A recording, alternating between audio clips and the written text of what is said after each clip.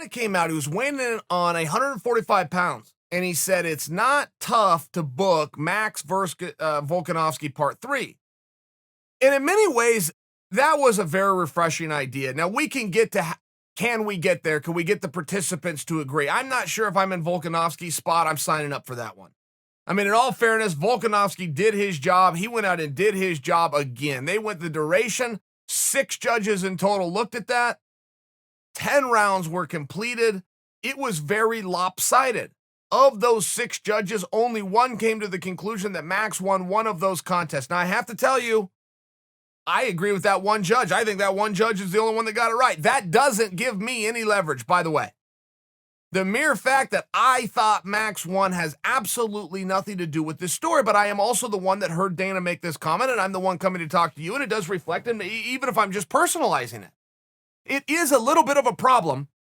If that one judge is right, let's just say, just hear me out. If that one judge is the one that's right, and Max won, that means Max is the best fighter in the world.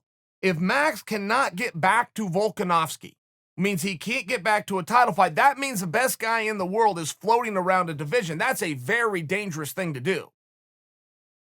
I mean, imagine that at any other weight class. Adesanya is now just in there with the boys, taking on number 7, number 8. That is a dangerous thing to do. You go look at Max's career. You look at the guy that Max has stopped. The Jose Aldos, the Brian Ortegas of the world. Brian who hasn't even fought since. I mean, I'm just saying, when you fight Max, it takes a lot out of you. Max is going to hurt you very bad. He's not going to grab you and lay on you and lean on you and then hope to find a head and arm choke. That's not the way Max fights. He comes out and he starts bludgeoning from bell to bell and never gets tired of doing it. You have to match him up appropriately. If he is sending the baddest dudes in the world to the hospital afterwards, he's keeping the baddest, number 1 contenders in the world off the shelf for 18 months after meeting with him. You got to put him in there with the right guy. And so I only suggest for you, if, let's just say, just hear me out, if I'm right and Max is the best guy and now he's floating around the division, that's problematic on some level.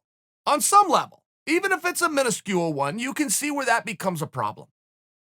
When you look at 145 pounds, it is a little bit of a mess right now. Now, of course, when we use the term mess over here, we're complimenting the division. There's a lot of really good options, but there isn't a clear one. And 2 of your clearer options are booked to fight each other in Zabit versus Yair. If those 2 guys, plate is already full, who does Volkanovski go into? Now, you got the zombie floating around out there, but Brian Ortega would like to take up that dance card. So now you've just eliminated, without question, your top 4 likely suspects. What's Max going to do?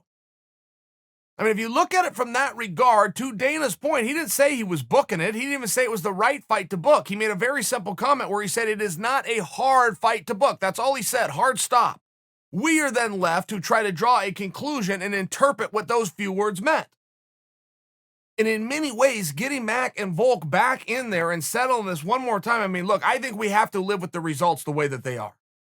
You can cry foul ball. Can you cry foul ball twice? I really don't think so. I've never done it before. This is the only time I've ever done it, and I got to tell you, I'm a little squeamish to do it. It just doesn't seem sportsmanlike. It seems like you got to tip your hat to the champ. There does feel like there is a discussion. I mean, at an absolute minimum, if we're all going to agree on something, the Volks lovers, the Max lovers, the conspiracy lovers, if we're all going to agree on something, I think it would be this. Those were great matches. They were very fun to watch. And perhaps that is all Dana's talking about. Perhaps all he is talking about is those are competitive, those are very fun, people love to see it, we've seen it twice, loved it both times, why wouldn't we love it a third time? Perhaps that's what he meant, and he would be spot on. There would be really no way around that. Now, Max isn't overly calling for the third fight, but Max never calls for a fight. Max is just a gentleman, that's just not how he plays the game.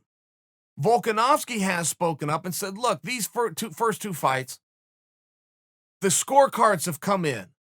The scorecards were lopsided. We're all done here. Okay. There would be no shame in him saying that. There would be no, oh, you're scared, you don't want to do it. Come on, you can't do something once and then have people tell you you're scared. He went out and did it twice.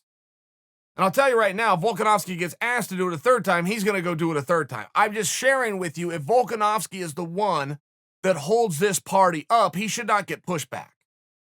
If Volkanovski wants to spread it around and get some fresh blood, I mean, come on, he climbed the mountain to the highest point. He's doing a great job. And if he would like to do that job against some parity, there's nothing wrong with that.